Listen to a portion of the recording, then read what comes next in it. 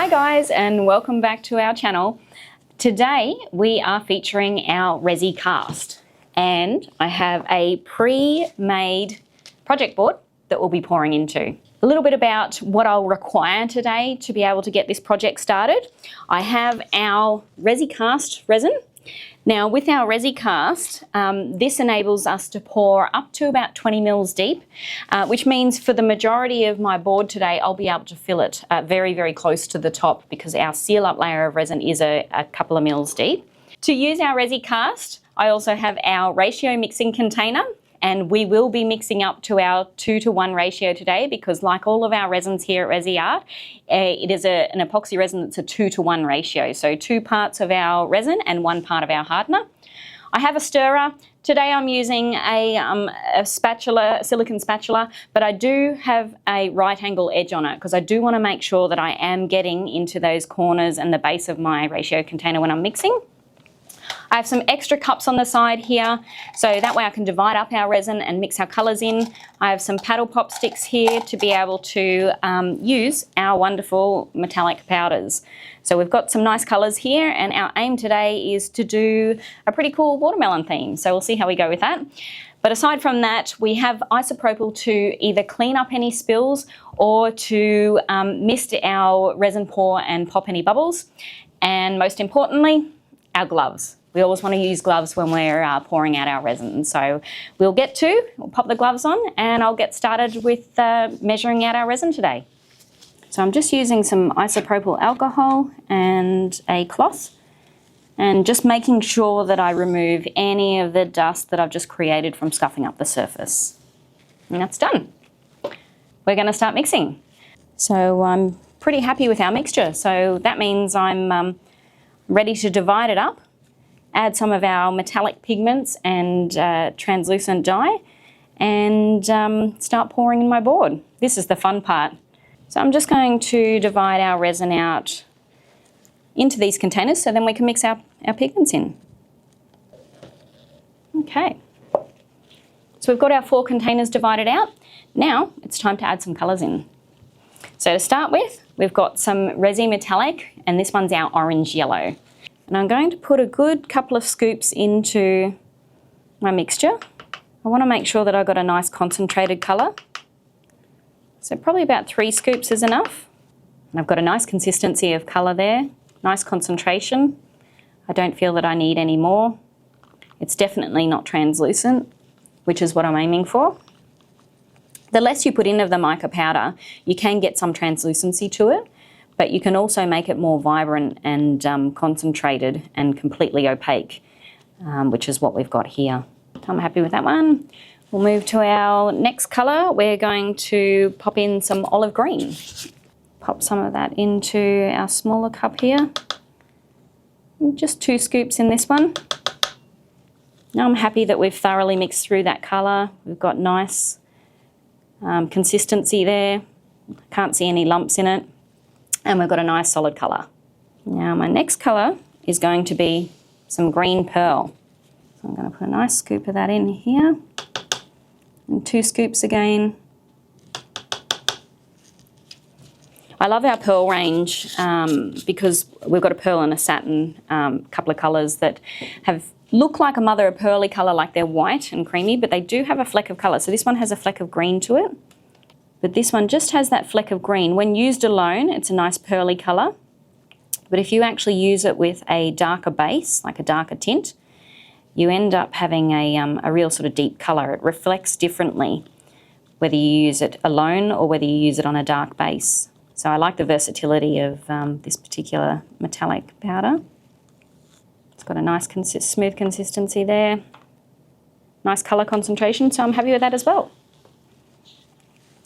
Now my next one's going to be, I'm going to keep a colour translucent. So we've got our fluorescent lime. Now I'm going to add a couple of drops in because this particular lime, we got 3 drops, is very vibrant. It's almost like a radioactive colour, so it's pretty cool. So I just don't want it to take over my job at all. One other thing to note is with our translucent colours that I'm looking at it through quite a thick lens at the moment, so it's quite a deeper pour. So I'll be pouring it out to half this depth. So if I'm pouring it out at in a thinner layer, it means my colour won't be as vibrant. So keep that in mind if you're mixing big batches with your translucent colours. It's a pretty cool, super vibrant green here. Okay, so my focus colour is going to be what is our Resi Metallic Orange Yellow, but it gives us a really kind of watermelon-y colour, the orange yellow. So I'm going to pour that through the centre of my board here, remembering that we can pour up to our 20 mils deep, so we'll be doing a pretty decent full pour today. And if I keep this in the centre of the board, our resin wants to self-level, but I'm fine with that because when I add the green to the end and the green pearl, I'll be able to push it back out. So you can see my board is nice and even. Now what I can do with my olive green is just pour on the back end because I'm going to create what is like the skin on your watermelon. So the green part of the skin, I'm pushing on this back side, but I'm also going to do it up the other side. Now another important thing to note is that when you're working with resin, and ResiArt resin, it does self-level. So you do want to make sure that your project board is level to start with. Now I know the table that I'm working on is pretty level, so that's why I didn't go in and measure it first. But you are able to use, your phones have an app these days. You can also keep a little spirit level close by to double check that your board is perfectly level. But it is something that I know with this particular board, I'm happy with how level it is. If you don't have a spirit level or a phone nearby and you want to check, generally putting a little blob of your resin poured into your job and watching how it moves, if it stays in a nice little circle, you know that your board is pretty level. If you find that it's going to go a little oval shape or run down one side, then you'll notice straight away that your board isn't level. So that's where you can prop it up. You can use things like paddle pop sticks to level up your board on one side, or you could even use a little wedge if you've got any, or otherwise, depending on your table, you might be able to angle your table a little bit. So do make sure that your board is level. Now, with my pearl green, this will form, I'm going to pop this in between my, my watermelon red and my green here, and it'll be like the fleshy part of the, between the skin and the fruit itself. So that's why we've got that little bit of a contrast of colour. And pour a little bit more of our green back in. And what I expect to happen as well is, even though I'm sort of pouring it in these areas, and at the moment it sort of looks like lines like this, naturally your resin will want to create thermal currents, and that is a part of the chemical reaction that happens between your part A and your part B. And those thermal currents create a little bit of heat, and that makes that our resin move and generate and create basically a flow, and it'll usually want to rotate from the inside of your area that you're pouring to the outside of your channel, and that'll give us nice textures and patterns. So I expect that to happen as my resin's starting to get a little bit warmer and as it's starting to tack off. So even though I'm pouring these in these positions at the moment, I know my resin's going to move and change. So as it starts to thicken up, that's where we can come back in and refine our patterns a little bit more if you want to create a pattern. Now I'm going to pour in a little bit of our fluoro lime, our translucent colour, and I'm going to still keep it over this back end. So by using a translucent colour, we can create some depth. Added a fair amount of depth to our metallic powder there because it's pushed it down and sunk on top of it. But like I said just before, I do expect this to move, to rotate, to create its own pattern. So at the moment, I'm really happy with the level that I've poured it at and what I've got here. I can see some fine bubbles on the top. That's from my mixture here. So I'm actually going to give it a nice light mist with our isopropyl alcohol. So we'll give it a nice mist and you'll watch these bubbles break away and disperse because it's breaking the surface tension.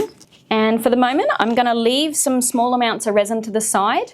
I want to still be able to use this resin when I come back to add a little bit of pattern and texture to what I have here, and that way we can attempt to make a little bit more of a watermelon pattern as well. So I'm going to leave them to the side. I'm going to let our board sit, so we'll come back shortly. Okay guys, it's been a couple of hours now and my resin's really thickening up here, and the way I know that is if I pop my skewer in and I lift it up, I'm getting my resin strand. So it's a little bit softer on these ends here, which is great. So what I'm going to do is create a little bit of artwork so we can get our piece looking a tiny bit more like a watermelon. So I have my leftover bits of resin here from earlier. So I will add a little bit more of my resin back into these areas just to give me some more difference of where my outside of my skin would be on my watermelon and the fleshier white parts. And then I'm going to put some little black seed details across the what was our orange yellow, but it looks a beautiful watermelon colour. So I'm going to layer it on a bit and then I'll fiddle with it and move it around a touch. Now I'm just going to move this around so it's not in such a thick line, just so it has a little bit more of a natural shape to it and it doesn't look like I've just poured a clump of resin in there. Now I'm just going to give those ends a little bit of a mist with the isopropyl to pop those bubbles, because I've just created a fair bit of bubbly texture as I've popped the fresh bits of resin over the top of it. So I want to make sure I'm popping those bubbles. And I will layer a tiny bit back of my translucent, just back over these areas of my translucent green, just to create some texture and some depth again. Now what I'd like to do is to create our black seeds. I'm actually going to use a little bit of this leftover lime green and I'm going to put a little bit of black in it. So I'm just going to grab another cup so that way we can make up some mixture. You can always add colours back to any resin that you've got sitting here. You don't want to create another new batch of resin because that'll actually just flow on the top and it won't be the same consistency as the resin you've just used. So we do want it that bit thicker so it stays in its position. So we'll make up some black and we'll do some little seed details on the fleshy part of the watermelon. Okay, so we've got a nice thick consistency of our resin here. So I'm actually going to use my skewer and get little bits of resin on the end of my skewer and basically dip it into place. And I just want to drag it out the tiniest bit so it looks like it's got a little point to it. So it represents a seed. And I'm just going to repeat this a few times. I think one last one. We don't want to overdo it too much, but I do definitely want to get that look where it is an actual watermelon. I think with these few sort of black seeds, it really adds to the look of creating like a watermelon. So I think with the pattern that we've achieved with the fleshy watermelon colour through the centre and the natural pattern that's created from the resin, I think it's given us that texture. It looks like that texture of the flesh of the watermelon. So just adding those couple of little seeds to it has really given us that look. But these additions that we can put in as the resin's thickening up really depends on what you want to achieve with your job. Whether you want to achieve something that you know, looks fruity like we've done today, or whether it's something that if you want to create some pattern and texture and movement in your resin piece. But it all comes down to personal taste. And that's the beauty of working with resin and being creative and being artistic. So thanks for watching again, guys. Please make sure you hit the like button and subscribe to our channel, and also follow us along on all our social media channels. We are on Instagram and Facebook as well as TikTok, so you'll always find us putting tips and tricks up and how to work with our resin. So thanks again, and until next time, guys, we'll see you later.